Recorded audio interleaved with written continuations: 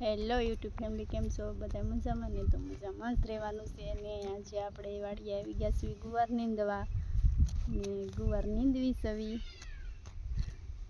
ને દીક્ષુન પપ્પા તો નીંદવા મળ્યા છે. ગુવાર નીંદવી છે ને એમાં કાંઈ સવાલ જ નથી. અને ખડ પણ તમે જોઈ શકો છો, ખડ તો બહુ જ છે. ગુવાર તો મસ્ત છે. ગુવાર પણ સરસ મજાનો થઈ ગયો છે. જો મસ્ત ગુવાર છે. અને એમ ખડના ઢગલા પણ એવા થઈ ગયા. જો અને આ આંતર ગુવાર છે ને આ પાસ્તર છે. આ પાછો વાવ્યો ઈ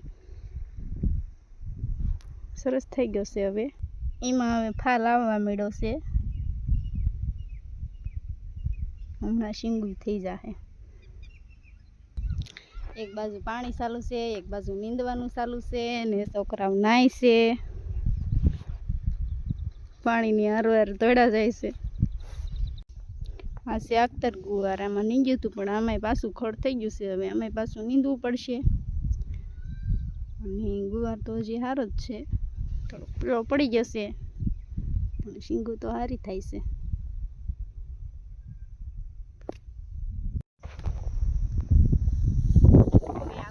અડધો કેરો નીંદી નાખ્યો છે અને અડધો કેરો ઓલી બાજુ બાકી છે, એટલે અહીંયા નીંદવા જવાનું છે. અડધો કેરો રોશે ને ઓલી બાજુનો નીંદાઈ ગયો છે.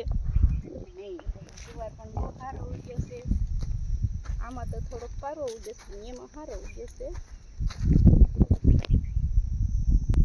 ગુવારનું બિયારણ પણ બહુ સરસ છે. સરસ મજાનું બી છે. છોડવા પણ બહુ સારા થાય. ગુવારની શીંગું પણ બહુ સારી થાય છે.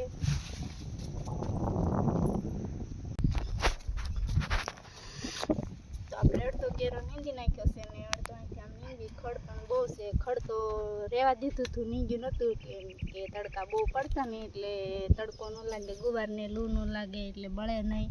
ખડ હોય એમ સારો થાય. હવે વાદળા બહુ થઈ ગયા છે ને ટાઢું વાતાવરણ થઈ ગયું છે, એટલે હવે તડકા બહુ નથી પડતા, એટલે હવે નીંદી નાખવાનું છે. ને ગુવાર પણ એમ મોટો મોટો થઈ ગયો છે, એટલે હવે તડકો ન લાગે એટલે હવે નીંદી નાખશું.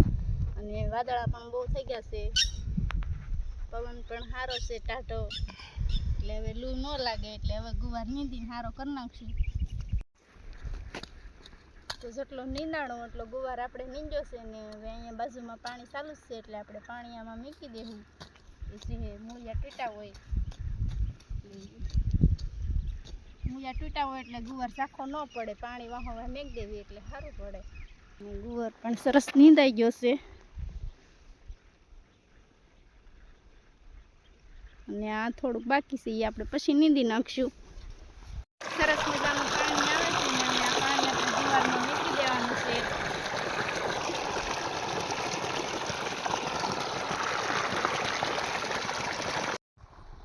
તો આપણે પાણી પણ ગુવારમાં મૂકી દીધું છે ને સરસ મજાનું પાણી પણ હાલ્યું આવે છે કેરામાં.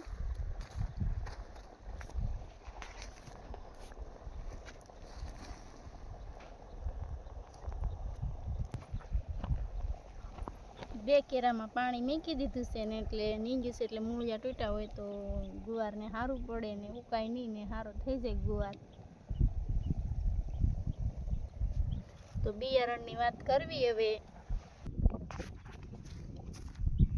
બિયારણ વિશે વાત કરવામાં આવે તો મિત્રો, આ સાવન બિયારણ છે અને બિયારણ બહુ સરસ છે. અમે આખતરે ગુવાર કર્યો હતો અને પાછો પાસ્તરે વાવ્યો છે, ને બહુ સરસ ઉતારો પણ આવે છે ને બિયારણ પણ બહુ સરસ છે. અને આખતર ગુવાર કર્યો હતો અને આ પછી પાછો પાસ્તર વાવી દીધો છે. આ ચોમાસામાં ઉતરશે ને ઉતારો પણ બહુ આવે છે ને ગુવાર પણ સરસ